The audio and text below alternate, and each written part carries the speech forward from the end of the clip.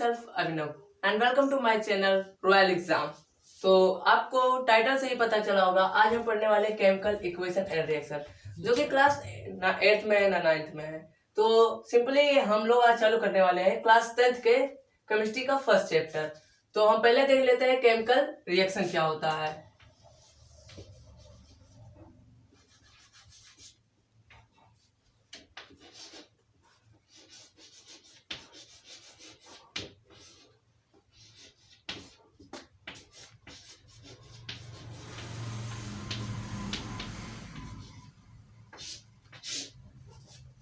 When two substances react, मतलब जो chemical equation होता है, when two substances is react and the reaction is formed, when two substances react and it form a new substance, that process, it means suppose that any substance X and Y, they react with each other and it form a new substance XY। जो ये process हुआ यहाँ पर, इसी को हम chemical reaction कहते हैं। अब ये सब्सटेंस कोई सा भी हो सकता है, अब एनीथिंग, बट आलू और प्याज हो नहीं सकता है। ये केमिस्ट्री का है, तो केमिस्ट्री से जाहिर सी बात है हमें पीरियोडिक टेबल से आई कोई सी एक एलिमेंट, एक से ज्यादा एलिमेंट मिलकर ही एक नया सब्सटेंस बनाएंगे। तो हम इसे एक सिस्टमेटिक लैंग्वेज में लिख लेते हैं। When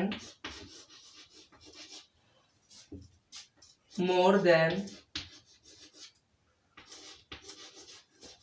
one, more than नहीं, one or more than one substance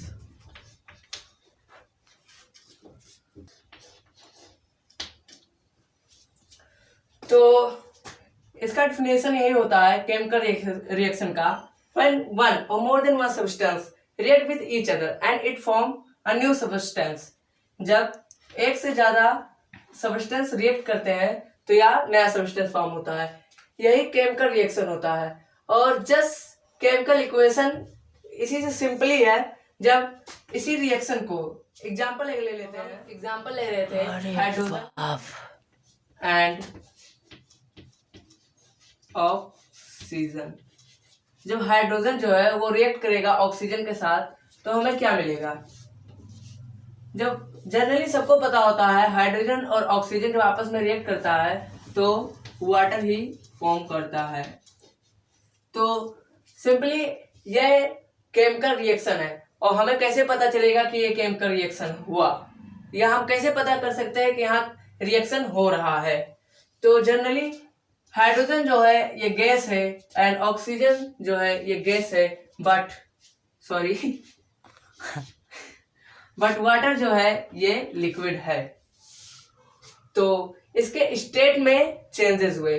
जब स्टेट में चेंज हुआ है तो जनरल सी बात है इसके टेम्परेचर में भी कुछ चेंज हुआ होगा, और इसके कलर में तो जाहिर सी बात है इसके कलर में कुछ ना कुछ चेंज हुआ ही होगा, क्योंकि यह गैस है तो गैस का कलर नहीं होता है, ये सबको पता हुआ है। और वाटर भी कलरलेस है, बट इसका कलर भी चेंज होते रहते हैं। चलिए कहीं कहीं पर नहीं होता है, बट जनरली हो जाता है। अब देखते हैं केमिकल इक्वेशन के बारे में। तो हम पढ़ने वाले हैं केमिकल इक्वेशन के बारे में, क्योंकि हमने रिएक्शन के बारे में पढ़ चुका है। तो इक्वेशन वही चीज होती है जैसे हमने अभी बताया है कि सिंबॉलिक रिप्रेजेंटेशन। सिंबॉलिक रिप्रेजेंटेशन मतलब क्या? हाइड्रोजन हमने पहले लिया था, तो हाइड्रोजन को हम H2 इसका सिंबल होता है, आप लिख सकते हैं। हाइड्रोजन की जगह पर आप H2 लिखेंगे फिर भी गलत नहीं है, क्योंकि सेम चीज है। और ऑक्सीजन को हम O2 लिखते हैं, वही चीज है हाइड्रोजन की तरह। और ये हमें देगा वाटर का फॉर्मूला, जनरली H2O यही होता है। और इसी चीज को हम केमिकल इक्वेशन कहते हैं। जो केमिकल रिएक्शन है उसी का चीज है केमिकल इक्वेशन। मतलब कि उसमें हमने जो था hydrogen and oxygen give water, हमने इस तरह लिखा था, बट यहाँ पर हमने क्या लिखा? H2 + O2 give H2O। यही चीज हुआ यहाँ पर अभी हम ये भी लिख सकते हैं ये हाइड्रोजन है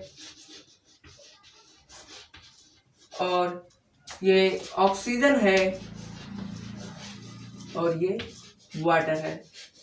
तो आपको पता चल गया होगा कि जो हमने एक रिएक्शन में बात की थी वही चीज यही है, बट यहाँ पर क्या हुआ, इक्वेशन, यानी कि केमिकल जो है, केमिकल रिएक्शन का इक्वेशन में कन्वर्ट करना ही केमिकल इक्वेशन कहलाता है। यहाँ पर हमने सिंबॉलिक रिप्रेजेंटेशन कर दिया है, इसीलिए ये केमिकल इक्वेशन हो गया है।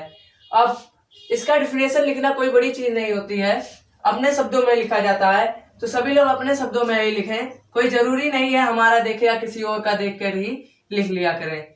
अपने शब्दों में लिखेंगे तो ज्यादा बेहतर है, क्योंकि आपको पढ़ना है, हमें नहीं। आपका नोट्स है, किसी और का नहीं।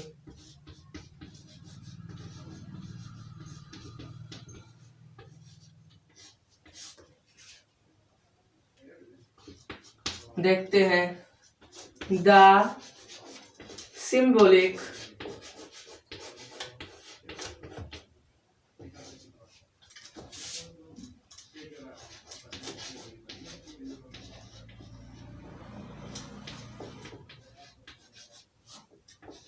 of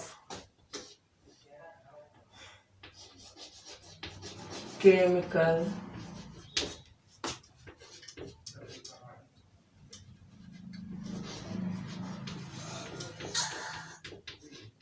reaction, यानी कि जो केमिकल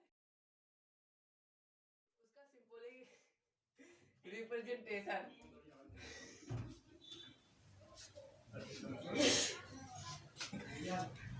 केमिकल इक्वेशन कहलाता है। अब यही चीज है जो हमने एग्जांपल दिया था केमिकल रिएक्शन में, वही चीज केमिकल इक्वेशन का एग्जांपल हो जाएगा। बस हमने रिएक्शन में ये स्टेटमेंट लिखा था और केमिकल इक्वेशन में हमें ये स्टेटमेंट लिखना पड़ेगा। अब आगे हम बढ़ते हैं और आगे की चीज हम समझते हैं। और एक चीज जाने से पहले, एक चीज अगले टॉपिक पे जाने से पहले एक चीज हम देख लेते हैं कि इसको क्या बोलते हैं। जनरली ये रिएक्टेंट कहलाता है। जो इतना चीज है ये रिएक्टेंट होता है, और जो रिएक्ट करके न्यू सब्सटेंस फॉर्म करता है उस चीज को हम बोलते हैं प्रोडक्ट। प्रोडक्ट तो यही होता है। और ये साइन होता है गिवे का, जो हम मतलब गिवे मतलब नई चीजें जो मिल रही है। तो आगे की चीज पे बढ़ते हैं, देखते हैं। हमने पीछे जो चीजें कवर की है वो है केमिकल इक्वेशन और रिएक्शन। इन दोनों के चीजों के बारे में हमने पढ़ लिया है। अब सिंपली हम देख लेते हैं writing a chemical equation. Writing मतलब क्या होता है, लिखना, और केमिकल इक्वेशन उसी चीज को जो हम लिखते हैं तो वही चीज कहलाती है राइटिंग केमिकल इक्वेशन। तो इसके बारे में हमें पढ़ने नहीं है, बस ये हेडिंग आ जाती है कहीं कहीं साइड बुक्स में, तो आप वही उसी चीज को लिखना ही कहलाता है। तो आपको इस चीज को पढ़ने की कोई जरूरत नहीं है, आप सिंपली समझ सकते हैं। और आगे की चीज पे हम बढ़ते हैं, बैलेंस केमिकल इक्वेशन। तो बैलेंस मतलब बैलेंस क्या दिखलाता है, बैलेंस से क्या पता चलता है। बैलेंस मतलब होता है जो रिएक्टेंट है और जो प्रोडक्ट है उन दोनों को ही बैलेंस करना बैलेंस कहलाता है। अब देख लेते हैं बैलेंस केमिकल इक्वेशन क्या होता है। अब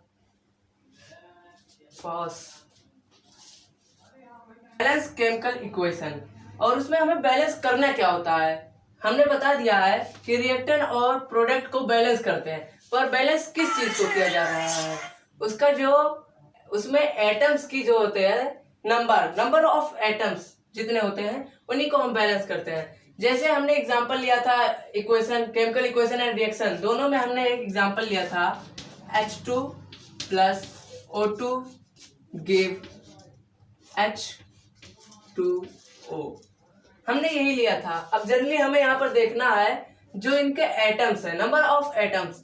यहाँ पर देखा जाए तो हाइड्रोजन के पास 2 है और ऑक्सीजन के पास 2 है, बट यहाँ प्रोडक्ट में देखें तो हाइड्रोजन के पास तो 2 है ही, मतलब जो पहली कंडीशन है हाइड्रोजन और हाइड्रोजन की वो तो फुलफिल है। बट यहाँ पर ऑक्सीजन का देखा जाए तो ऑक्सीजन नंबर ऑफ एटम 2 नहीं है, जबकि यहाँ पर 2 है। तो हमें इसी चीज को बैलेंस करना होता है बैलेंस केमिकल इक्वेशन में। यहाँ पर हाइड्रोजन 2 है, यहाँ पर हाइड्रोजन 2 है, बट यहाँ पर ऑक्सीजन 2 है और यहाँ पर नहीं है 2। तो हमें इस चीज को करने के लिए यहाँ पर नीचे हम नहीं लगा सकते हैं। केमिस्ट्री में होता है नीचे हम नहीं लगाएंगे, बट इसके सामने हमें मल्टीप्लाई में इसका इस तरह करना पड़ता है, आगे हमें लगाना पड़ेगा जो है।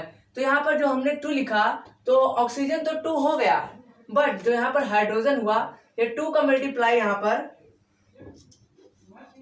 हाइड्रोजन जो है वो 4 हो गया, यहाँ पर हाइड्रोजन 4 हो गया, बट यहाँ पर हाइड्रोजन 2 है। ऑक्सीजन हमारा फुलफिल हो गया इस तरह करने पर।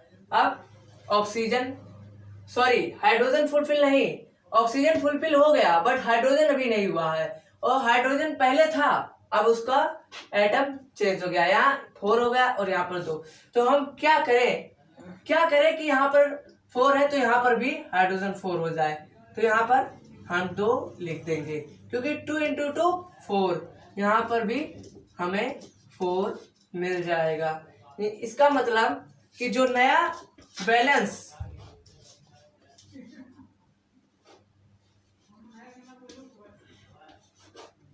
बैलेंस केमिकल इक्वेशन जो हमें मिलेगा वो हमें मिलेगा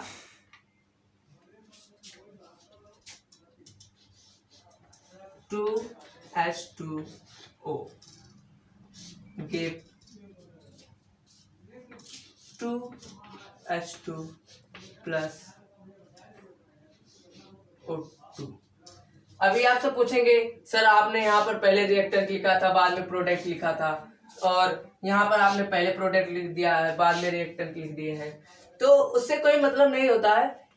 या पहले वाले 2 का मल्टीप्लाई दूसरे वाले 2 के मल्टीप्लाई में करिए, उससे नहीं मतलब है। आंसर आपको 4 ही मिलेगा 2 का मल्टीप्लाई 2 करने पर। तो आगे पीछे लिखने से कोई फायदा नहीं होता, मतलब कोई ज्यादा चेंज नहीं होता है, बस उसका सिस्टमेटिक वो चेंज हो जाता है। तो यहाँ से हमें पता चला है कि बैलेंस किस तरह किया जाता है, मतलब उसके एटम को हम बैलेंस करते हैं। अब दूसरा एग्जांपल देख लेते हैं, क्योंकि एग्जांपल से ज्यादा क्लियर हो जाता है। दूसरा एग्जांपल है एग्जांपल नंबर 2, क्योंकि पहले हमने हाइड्रोजन वाला एग्जांपल लिया था। एग्जांपल नंबर 2 है जब मैग्नीशियम जो है वो ऑक्सीजन के साथ रिएक्ट करता है। ये मैग्नीशियम का सिंबल यही होता है। आप जब पीरियोडिक टेबल पढ़ेंगे तो उसमें ये सब पता चल जाएगा। ये हमें देता है MgO। अब इसे बैलेंस करना है। अब हमने जैसे बताया था इसमें बैलेंस करते किसे हैं, हाँ, इसके लेटर को तो बैलेंस करेंगे नहीं, तो एटम को ही हम बैलेंस करते हैं। तो अगर जो जिससे कॉन्फिडेंस हो गया हो कि हमसे बैलेंस हो जाएगा, वो 2 मिनट वीडियो को पॉज करे और बैलेंस करे, देखें उसे आता है या नहीं आता है। हम तो बता ही रहे हैं, तो चलिए देखते हैं बैलेंस। यहाँ पर इसका एटम जो है, नंबर ऑफ एटम्स यहाँ नहीं है, 1 है, सॉरी, नंबर ऑफ एटम्स 1 हो, और यहाँ नंबर्स ऑफ एटम 2 है, बट यहाँ दोनों जगह नंबर्स ऑफ एटम 1-1 ही है जनरली। और आपको हमने पहले ही एग्जाम्पल में बता दिया था, नीचे हम नहीं लिख सकते हैं, बैलेंस करते वक्त हम नीचे नहीं लिखते हैं। जनरली ऑक्सीजन O2 नीचे लिखा हुआ हमारे पास पहले से रहता है, वो इन्वायरमेंट में इसी रूप में या इसी बेस पे एग्जिस्ट करता है। तो हम देखेंगे यहाँ MgO। अब हम क्या करें कि ये बैलेंस हो जाए। यहाँ Mg प्लस O, यहाँ ऑक्सीजन जो है वो 1 है, और लेकिन यहाँ ऑक्सीजन की एटम जो है वो 2 है। तो हमें 2 करने के लिए यहाँ 2 से मल्टीप्लाई करना पड़ेगा, यानी कि हम 2 से मल्टीप्लाई करते हैं।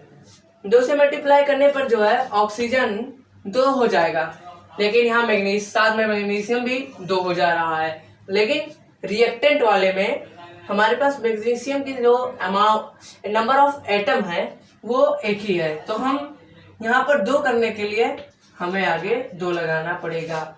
तो जो बैलेंस हमें मिलेगा, बैलेंस केमिकल, जो बैलेंस केमिकल मिला हमें, केमिकल इक्वेशन इसका, वो हमें मिलेगा 2mg प्लस O2